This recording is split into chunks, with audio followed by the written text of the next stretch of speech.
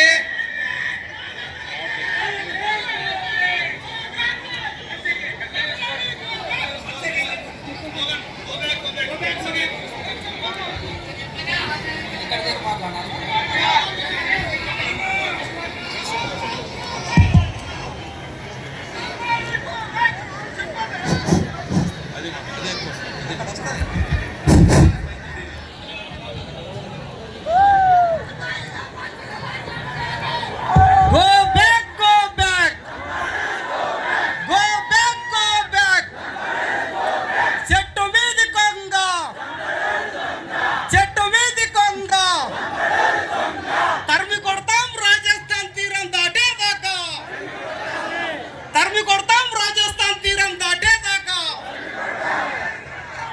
ఈరోజు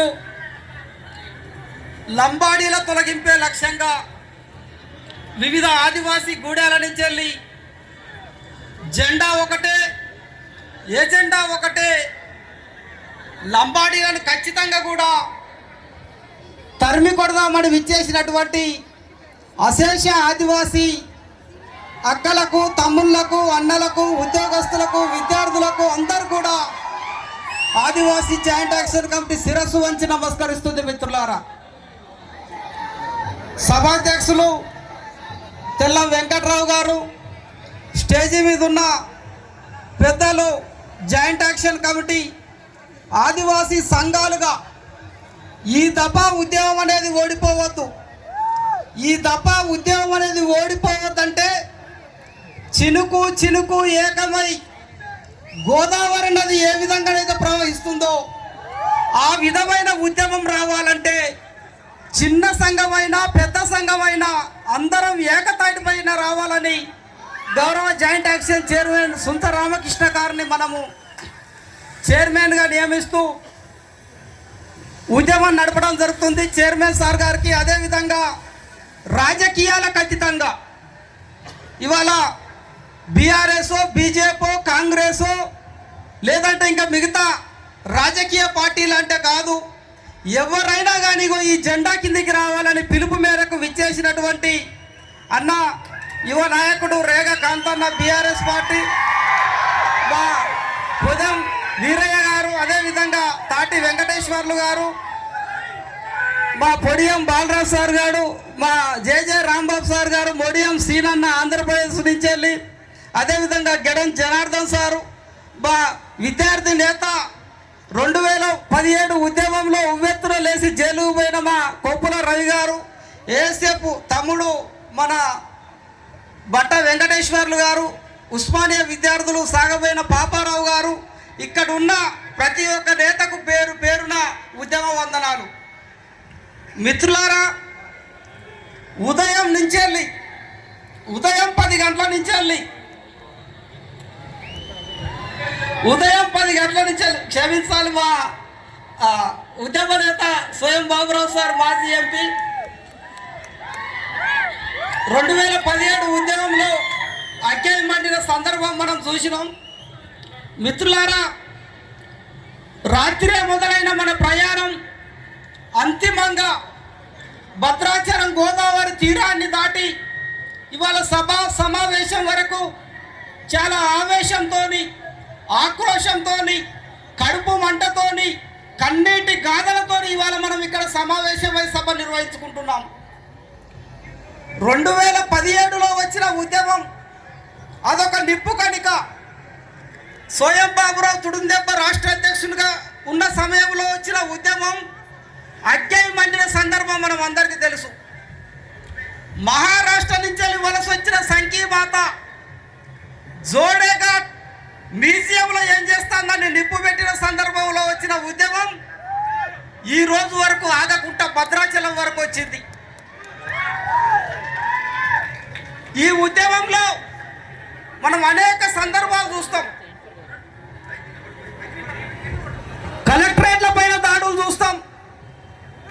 మా మేడారం సమ్మక్క గద్దెల పైన నీ లంబాడి పెత్తనమేంద్ర అని లంబాడ మంత్రుల పైన దాడులు చూస్తాం. అశ్వమేధ కలెక్టరేట్ పగలగొట్టుడు చూస్తాం. 5వ షెడ్యూల్ ప్రాంతంలో తెలంగాణ ఉద్యమంలో కూడా అంత పెద్ద ఉద్యమం తెలంగాణ ఉద్యమం. కేసీఆర్ లాంటి మహామహులు, కోదండరాం లాంటి జాకి చైర్మన్లు నడిపిన ఉద్యమంలో కూడా 144 సెక్షన్లు రాలేదు మిత్రులారా. కానీ లంబాడా ఉద్యమంలో 144 సెక్షన్లు 5th షెడ్యూల్ భూభాగంలో వచ్చిన సందర్భాన్ని మనం గుర్తు చేసుకోవాలి. అంటే మనం హింస చేయగలుగుతాం, శాంతిగా ఉండగలుగుతాం అనే సందర్భాన్ని ఈ సభ నుంచి మనము చర్చించుకోవాల్సిన అవసరం ఉన్నది మిత్రులారా. 2017లో వచ్చిన ఉద్యమం, ఎన్నికల సందర్భం, తర్వాత క్రమంలో వచ్చిన కరోనా, తర్వాత వచ్చిన మళ్ళీ అసెంబ్లీ ఎన్నికల్లో ఆదివాసీ సమాజం అంతా ఆగం గందరగోళమై ఉన్న సందర్భంలో 2018లో మన ఏడబ్ల్యూసీ పెద్దలు సుప్రీంకోర్టును ఆశ్రయించి న్యాయపరమైన అంశాలలో ఒక ఇంట్లోకి మనం పోవాలంటే బయట ఒక ద్వారం ఉంటుంది, ప్రధానమైన ద్వారం, లోనొక్క ప్రధానమైన ద్వారం ఉంటుంది. కానీ లంబడోడు అనేటోడు వెనక నుంచి వెళ్ళి సందులోకి వెళ్ళొచ్చి వాళ్ళ 50 సంవత్సరాలుగా అక్రమంగా ఎస్టీ జాబితాలో కొనసాగుతాడు. న్యాయపరంగా ఇవాళ వీళ్ళు సుప్రీంకోర్టును ఆశ్రయించిన సందర్భంలో 5 సంవత్సరాల కాలంలో ఒక బలమైన ఉద్యమ కార్యాచరణ చేయడానికి మనకంటే ఒక సందర్భం రాలే. మీకందరికీ తెలుసు, అష్టశంభ అనే ఆట మనం అందరం ఆడే ఆటే. అష్టశంభ అనే ఆటలా సంపుడు బంధం దొరకకుండా గడిలకు మనం పోతామా? ఈ దశ ఉద్యమంలో తెల్ల వెంకట్రావుని మరి ఏం మాయ చేసిలో ఏం చెప్పిలో తెలియదు, కానీ ఒక లెజిస్లేటివ్ అథారిటీ కలిగిన ఒక ఎమ్మెల్యేని,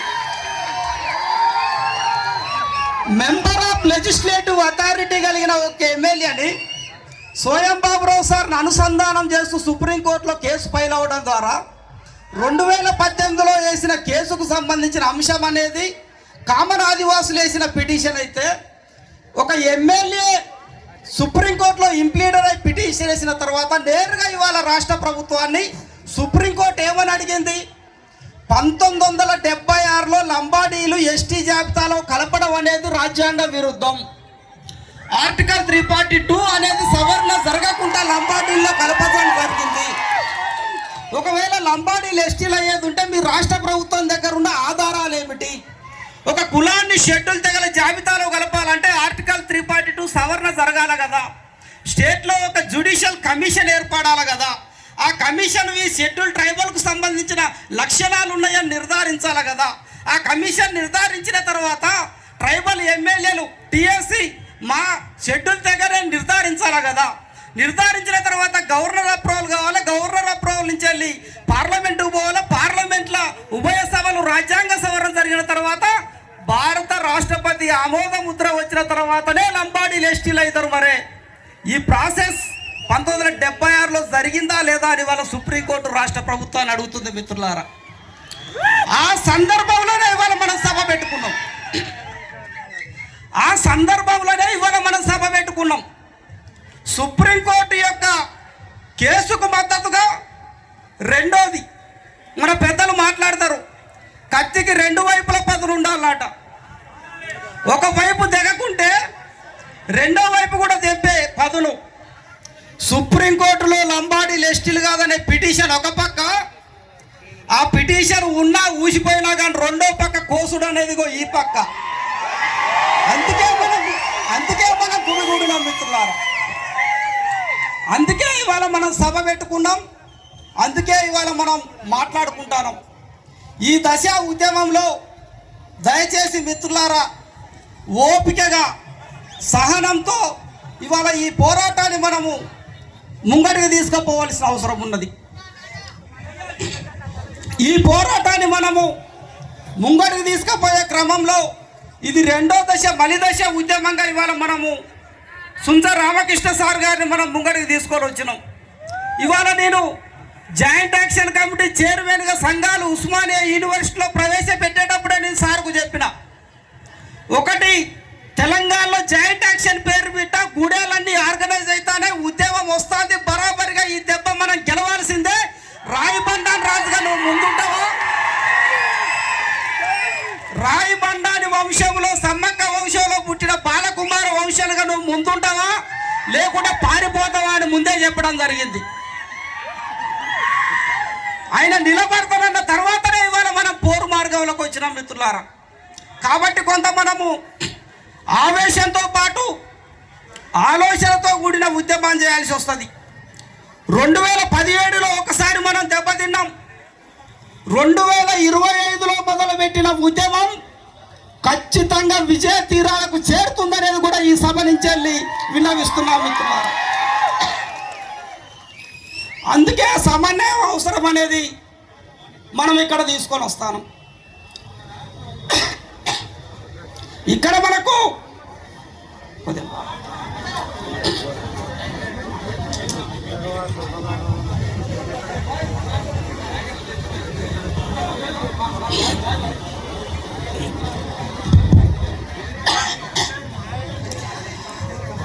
ఆలోచనతోని ఉద్యమం ఎందుకు రావాలంటారంటే లంబాడీలు చాలా తెలివిగా ఆర్గనైజ్ అవుతారు మిత్రులారా.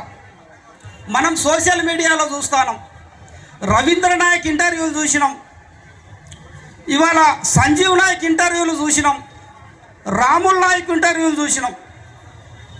ఒకడు ఏమంటాడంటే ఆదివాసుల్లా బొచ్చు కూడా బీకలేడంటాడు.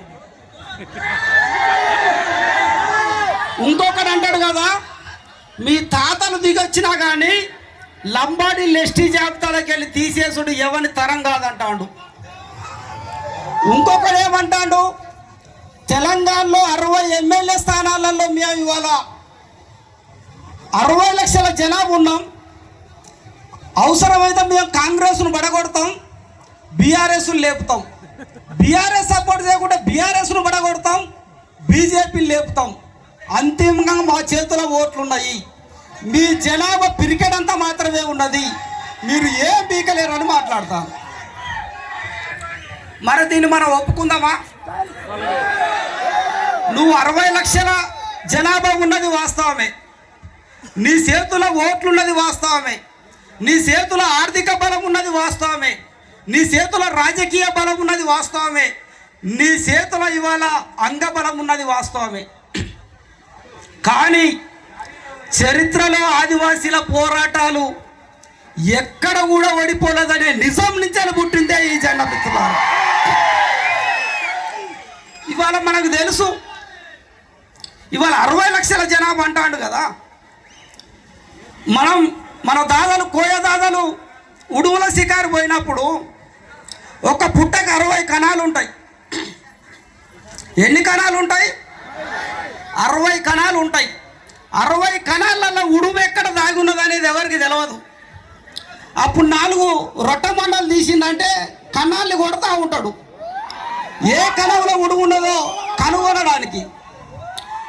అది కనుగొన్న తర్వాత ఆ కణానికి నిప్పు రాజేసి కొడితే పొగ నుంచి ఉడు వెళ్తుందా వెళ్ళదా? నీ 60 లక్షల జనాభాని బిడ్డ రాజస్థాన్ మహారాష్ట్ర పట్టేదాకా తరిమి కొడతామనేది కూడా పిలుపునిస్తున్నాం. ఎక్కడ కూడా మనం భయపడేది లేదు మిత్రులారా. శాంతియుత పోరాటములే రెండో దశ పోరాటం ఉంటుంది. శాంతియుతం ఎందుకని అంటామంటే వాస్తవంగా కూడా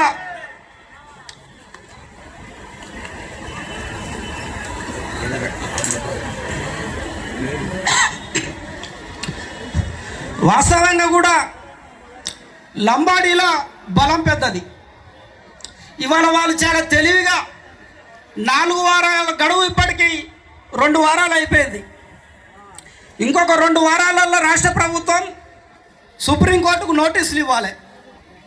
ఇప్పుడు వాళ్ళు ఏం ప్రతిపాదన పెడతారంటే లంబాడీలు అనే వాళ్ళం కాంగ్రెస్ ప్రభుత్వం కనుక తెల్ల వెంకట్రావు వేసిన పిటిషన్కి లంబాడీలు ఎస్టీలు కాదనే ఆధారాలు పంపేది ఉంటే ఖచ్చితంగా మేము దాన్ని మీ ప్రభుత్వానికి వ్యతిరేకంగానే లాబింగ్ చేస్తాను.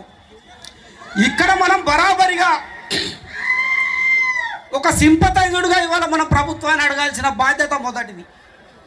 సింపతైజుడు ఏంటంటే 1976లో లంబాడీలు కలిపిన తర్వాత ఈరోజు వరకు 50 సంవత్సరాలు మిత్రులారా. లంబాడీలు ఇప్పుడు గోల్డెన్ జూబ్లీ ఉత్సవాలు చేసుకోవడానికి సిద్ధంగా ఉన్నారు. 50 సంవత్సరాలుగా ఆదివాసుల విద్య, ఉద్యోగ, ఉపాధి, రాజకీయ రంగాలను పంది కొక్కులా దీని నున్నగా పలిసి వాళ్ళ రాజకీయ పార్టీలని మెడలు వంచడానికి ఉన్నారు. ఈ క్రమంలో మనం ప్రభుత్వాలు అడుగుతాం. భద్రాచలం నుంచి వెళ్ళి చాలా శాంతియుత పద్ధతిలో 1976లో లంబాడీ లెస్టీలు కలిపిన కాంగ్రెస్ పార్టీ ఇవాళ అధికారంలో ఉన్నది. అప్పుడు జరిగిన తప్పిదం వల్ల ఇవాళ 50 ఏళ్ళుగా మేము గోసపడతాం. విద్య, ఉద్యోగ, ఉపాధి, రాజకీయాల రంగాలలో ఇవాళ ఎన్ఐటీలు, ఐఐటీలు ఇవాళ దేశవ్యాప్తంగా ఎక్కడ చూసినా కానీ లంబాడీలో ఇవాళ పై చేయులు ఉన్నారు. స్వీపర్ స్థాయి నుంచి మొదలుకుంటే ఐఏఎస్, ఐపీఎస్ వరకు కూడా లంబాడీలో ఇవాళ మా రిజర్వేషన్లను దోసుకున్నారు. కాబట్టి 76లో జరిగిన తప్పిదాన్ని మళ్ళొక్కసారి పునరాలోచించి వాస్తవాలను సుప్రీంకోర్టుకు పంపాలనేదే మా సభ యొక్క ఉద్దేశం. దీంట్లో కొన్ని రాజకీయాలు రావచ్చు. ప్రతినిధులు రేగాన్ ఉన్నాడు, బీఆర్ఎస్, బీజేపీ నుంచి మన బాలరాజ్ సార్ ఉన్నాడు, కాంగ్రెస్ నుంచి మన వీరయ్య సార్ ఉన్నారు. వీళ్ళందరూ దయచేసి ఆదివాసులది న్యాయమైన డిమాండు, గోసపడే డిమాండు, మీరందరూ కూడా జెండాలకు అతీతంగా జాతి కోసం ఇవాళ మీరందరూ మీ అధిష్టానాలను ఒప్పించాలనేది కూడా ఈ సభ నుంచి వెళ్ళి రాజకీయ ప్రతినిధులను విన్నవిస్తున్నాం. ఆ రకమైన ప్రయత్నాలు చేయాలనేది కూడా మా యొక్క విన్నపం. ఇది కనుక జరగలేదంటే ఇవాళ లంబాడీలు మాట్లాడతారు కదా, పిరికెడంతా ఉన్న జనాభా ఏం చేస్తావో కూడా రాష్ట్ర ప్రభుత్వానికి చెప్తాను. ఈ దేశంలో, ఈ ప్రపంచంలో 7 తరాలనే ఒక పుస్తకం ఒకటి ఉంటుంది. 25 లక్షల పుస్తకాలు అమ్ముడు పోయినాయి. ఆఫ్రికా చీకటి ఖండంలో Osmania university law college principal professor Anuradha అక్క గారిని స్టేజ్ మీదకి రావాల్సిందిగా కోరుతున్నాం.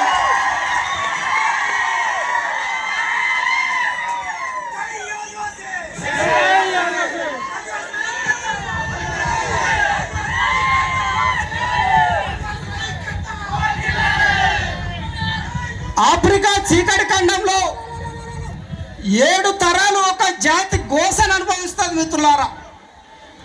అక్కడ కూడా తెల్లతోలు శ్వేత జాతీయులతోనే. తెల్లతోలు అంటే మీకు అర్థం కావాలి, ఇక్కడనే శ్వేత జాతీయులు 700 సంవత్సరాలు ఆఫ్రికన్ ట్రైబ్స్ని గోస పెట్టి, హింసించి, మహిళలను అత్యాచారం చేసి, అండమాన్ లాంటి జైలు వేసి కొన్ని సంవత్సరాల పాటు స్నానాలు లేకుండా మహిళలని, అక్కడున్న ట్రైబల్స్ని ఘోరంగా హింసించిన తర్వాత 7 తరాల తర్వాత 700 సంవత్సరాల చరిత్రను తిరగరాసే అక్కడ ఆదివాసులు పుట్టుకొచ్చి విముక్తిని కల్పించుకున్న చరిత్ర ఉన్నది.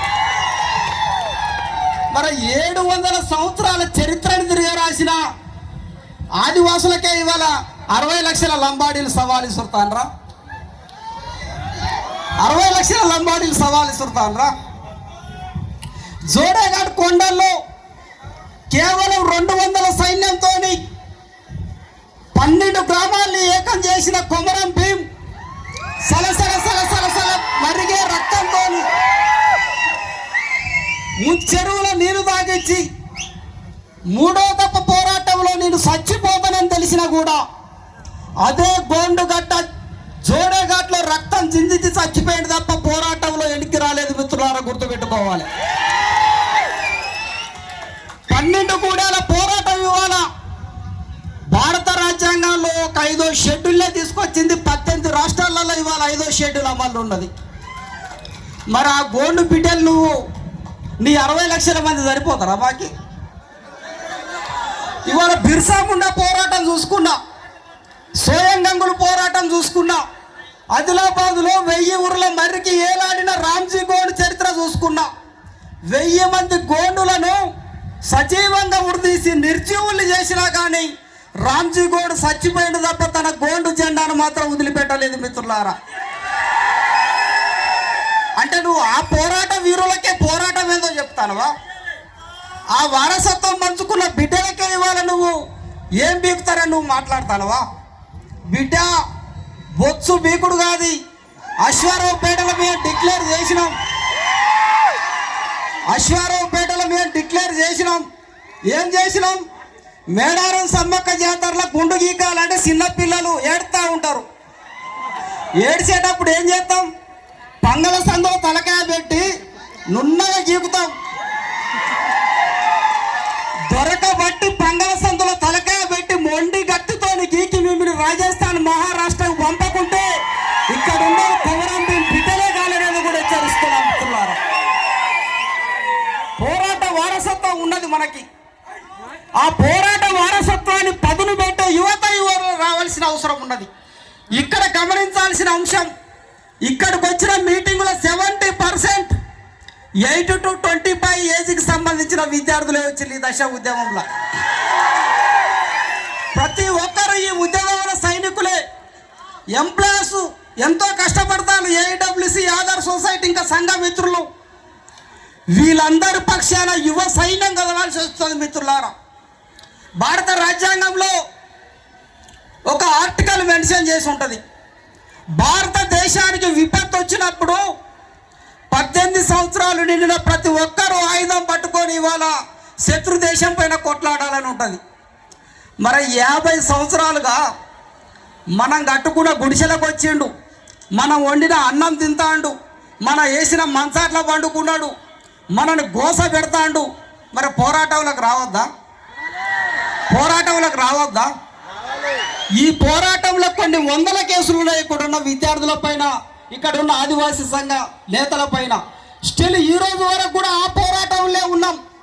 19 సంవత్సరాల విద్యార్థి ఉద్యమం నుంచి ఈ రోజు వరకు కూడా, మొన్న ఎంపీ ఎన్నికల్లో కూడా బరాబరి ఇక్కడ మీ పెట్రోల్ బంకు దగ్గర బిడ్డాని సంఘం చూస్తాం అన్న తప్ప ఎక్కడ కూడా వెనక్కి పోలేదు, ఎక్కడ కూడా వెనక్కి తగ్గలేదు. మిత్రులారా, ఆ కేసులు మా పాయ డ్రైవర్ మా సారే చూస్తాడు.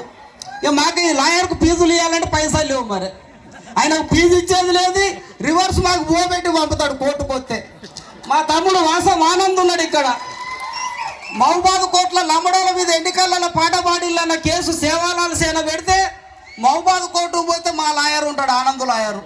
ఎక్కడ కూడా లాయర్లకు పైసలు ఇవ్వకుండా మంచిగానే మన లాయర్లు ఉన్నారు.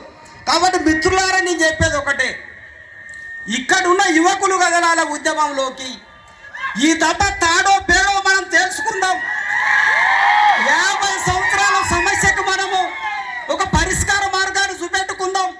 రానున్న విద్యార్థులకైనా కానీ మనం ఒక దిశానిర్దేశాన్ని ఇవ్వవలసిన అవసరం ఉన్నది. మిత్రులారా, ఇవాళ వాళ్ళు ఒక పక్క హైదరాబాద్కు టీవీల దగ్గర ఉంటారు, మంచిగా నున్నగా తింటాండ్రు, సందు లేకుండా బలిసిళ్ళు, తొలి వెలుగుల కాలోజీ టీవీల ఇంకొక టీవీల కూర్చుంటాండ్రు. దొంగే దొంగ దొంగ నడతాడట.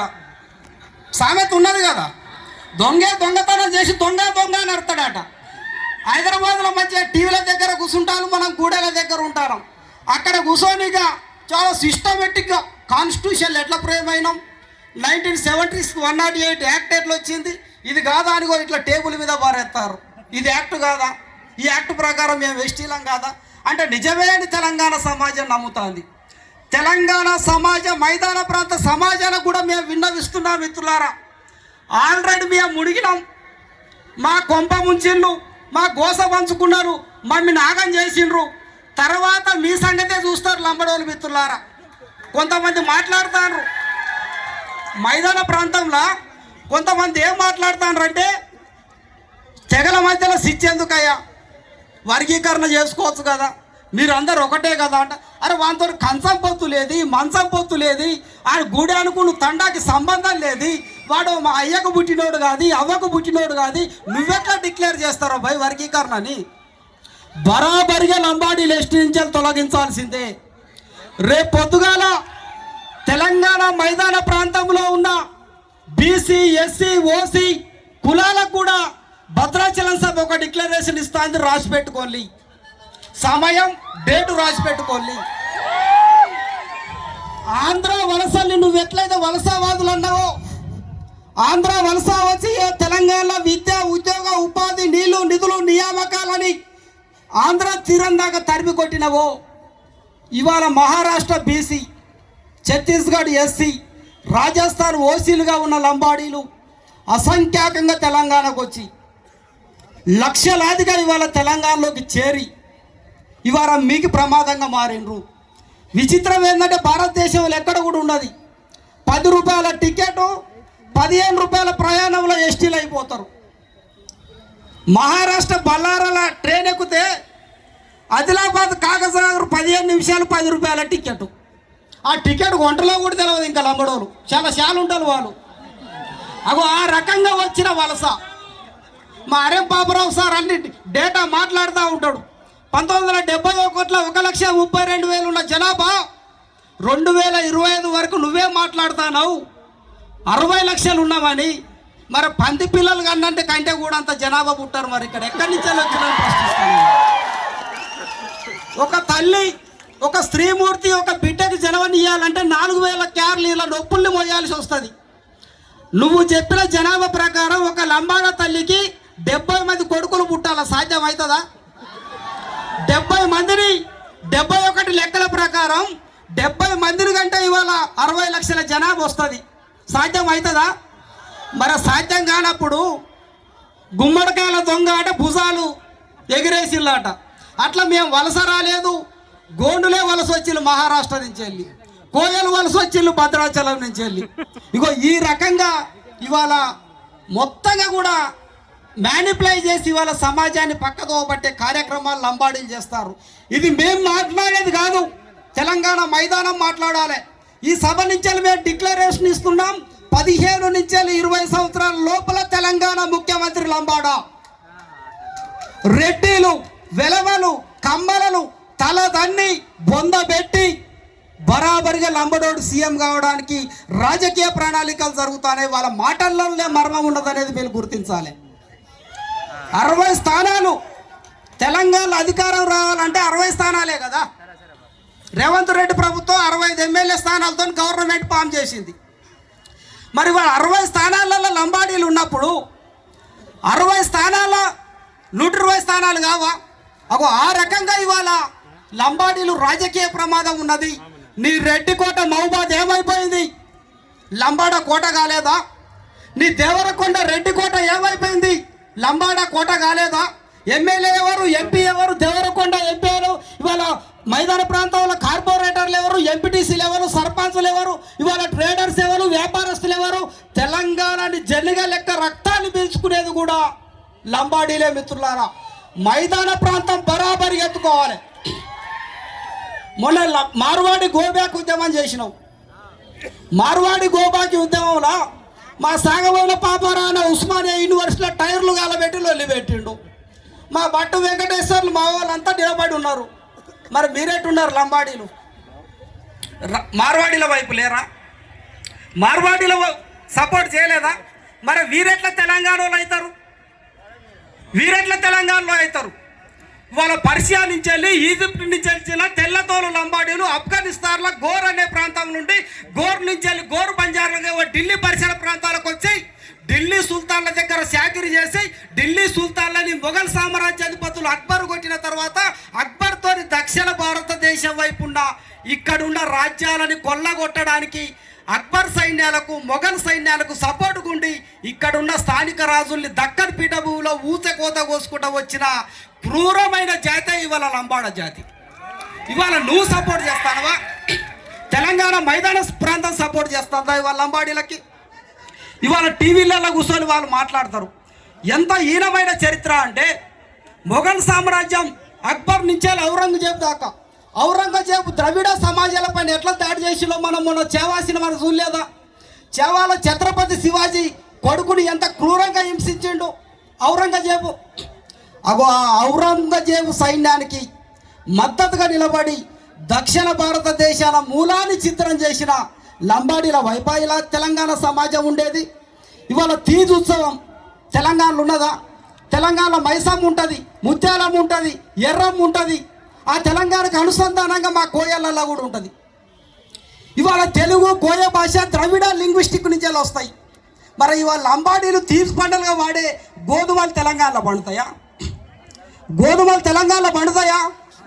మరి పండనప్పుడు తీజ్ ఉత్సవాలు వచ్చే గోధుమలు ఇవాళ తెలంగాణ నేటివ్ ఎట్లయినా అని ఇవాళ మనం అడగవలసిన అవసరం ఉన్నది. తెలంగాణ సమాజాన్ని బరాబరుగా అడగవలసిన అవసరం ఉన్నది. గోధుమలు ఎక్కడ పండుతాయి? ఇండస్ వ్యాలీ సివిలైజేషన్లో పండుతాయి గోధుమలు. మరి తెలంగాణలో తీజ్ పండుగ తెలంగాణ నేటివ్ ఫెస్టివల్ ఎట్లయితుంది? ఇవాళ గోర్బోలి అనే భాష నుంచి వచ్చిన లంబాడా భాష సంస్కృతానికి ఇవాళ హిందీకి అతి సన్నిహితంగా ఉంటుంది. మరి ఇవాళ లంబాడీ భాషకు సంబంధం ఉండదు, తెలంగాణకి యాసకి సంబంధం ఉండదు, ఏషానికి సంబంధం ఉండదు, పండుగకు సంబంధం ఉండదు. కానీ తెలంగాణ సమాజం మాత్రం తెగల మధ్యలో సిచ్చాట, లంబాడీల వైపు నిలబడుతుందట. తెలంగాణ సమాజం బరాబరిగా తెలుసుకోవాల్సిన అవసరం ఉన్నది. ఇవాళ మిత్రులారా, మీరు ఒకటి గమనించండి. కొంతమంది నాకు రిపోర్ట్ కొన్ని పంపినరు. లంబాడీల వలసల మా మహబూబాద్ జిల్లా గూడూరులో ఆగబోయిన నిర్మించిన ఒక గూడెం ఉంటుంది. దాన్ని ఏజీ తండా చేసేసిండ్రు. ఆగబోయిన మా పండానోళ్ళది ఏజీ ఇంగ్లీష్ అయిపోయి తండా అయిపోయింది. ఇగో ఈ రకంగా గూడెలన్నింటినీ ఖాళీ చేసి ఇవాళ తండాల పేర్లు పెట్టుకున్నారు. తెలంగాణ రెవెన్యూ డెమోగ్రఫీలో ఎక్కడన్నా తండా ఉన్నదా? ప్రభుత్వాలకు తెలియదా? తెలంగాణ రెవెన్యూ గెజిట్లో ఉంటే ఏముంటాయి? నిజాం రెవెన్యూ గెజిట్లో తెలంగాణ గ్రామాలు ఉంటాయి. తదుపరి 5th షెడ్యూల్ భూభాగంలో కొమరంభీం పోరాటం తర్వాత షెడ్యూల్ గ్రామాలు ఉంటాయి. కానీ ఇవాళ డెమోగ్రఫీలో కొత్తగా 80 తర్వాత ఏం యాడ్ అవుతాయి? తండాలు యాడ్ అవుతాయి. కొన్ని వేల తండాలు ఇవాళ తెలంగాణలోకి వచ్చిన సంగతి రాజకీయ పార్టీలకు తెలియదా? రాజకీయ ప్రభుత్వాలు నడిపే ప్రతినిధులకు తెలియదా? ఆ వలస పైన ఇవాళ మాట్లాడాలంటాను. ఆ వలస వచ్చి ఆదివాసులు యాగం చేసే విధానం పైన మనం మాట్లాడాలంటాను. ఆ వలసలు అరికట్టాలనేది మనం ప్రధానంగా ఈ సభ నుంచి విన్నవిస్తున్నాం. ఈ రకంగా లంబాడీలు ఇవాళ ఎక్కడికక్కడ పాతకపోయి ఆదివాసులకు మొత్తంగా కూడా బతుకునిచ్చే పరిస్థితులు లేదు. కాబట్టి ఇవాళ మనం ఇక్కడ సమావేశమైన మిత్రులారా, ఇవాళ 2 రకాల అంశాలను మనం ఈ సభ చర్చించుకోవాలి మిత్రులారా. ఒక అంశం, మైనార్టీలుగా ఉన్న మనం యుద్ధం చేయగలుగుతామా? 10 లక్షలుగా ఉన్న మనం యుద్ధం చేయగలుగుతామా? ఒకవేళ చేస్తే ఏ పద్ధతిలో గెలుస్తాం? రెండోది, మైనార్టీగా ఉన్న మన వైపు తెలంగాణ ప్రభుత్వం కానీ కేంద్ర ప్రభుత్వం కానీ నిలబడుతుందా అనేది కూడా మనం ఒకసారి ఆలోచన చేసుకోవాల్సిన అవసరం ఉన్నది మిత్రులారా. ఇక్కడ మన దగ్గర జాయింట్ యాక్షన్ కమిటీగా ఇవాళ కొన్ని రకాల ప్రణాళికలు మనం సిద్ధం చేసిన మిత్రులారా. ఇవాళ తెలంగాణ మైదాన ప్రాంత సమాజాన్ని, రాష్ట్ర ప్రభుత్వానికి మేము హెచ్చరిక చేస్తున్నాం. తెలంగాణ రాష్ట్రంలో అక్రమంగా ఎస్టీ జాబితాలో ఉన్న లంబాడీలను తొలగించే విధంగా ప్రభుత్వం చర్యలు చేపట్టాలి. రాజకీయ పార్టీలు దానికి మద్దతుగా నిలబడాలి. తెలంగాణలో ఉన్న బీసీ, ఎస్టీ, ఓసీ కులాలు మా డిమాండ్కు మద్దతుగా నిలబడాలి. ఒకవేళ కనుక నిలబడలేదనుకో, తెలంగాణలో కరెంట్ వెలగాలంటే కరెంట్ ఎక్కడి నుంచి వెళ్ళిపోవాలి? కేటీపీఎస్ 4000 మెగావాట్ల విద్యుత్, భద్రాద్రి పవర్ ప్లాంట్ 1000 మెగావాట్ల విద్యుత్, 5000 మెగావాట్ల విద్యుత్ని తెలంగాణ మైదాన ప్రాంతం ఉచితంగా పడకపోతుంది కదా. మరి నువ్వు నా పక్షాలు ఉండనప్పుడు నీ కేటీపీఎస్ మేము నడవనిస్తావా? నీ కేటీపీఎస్ నడవనిస్తావా? అది నా కాలు కింద ఉన్నది కదా, 5వ షెడ్యూల్ భూభాగంలో ఉన్నది కదా. నువ్వు నాతో కరెంటు బిల్లు కట్టించుకుంటావు నా గూడెంతో.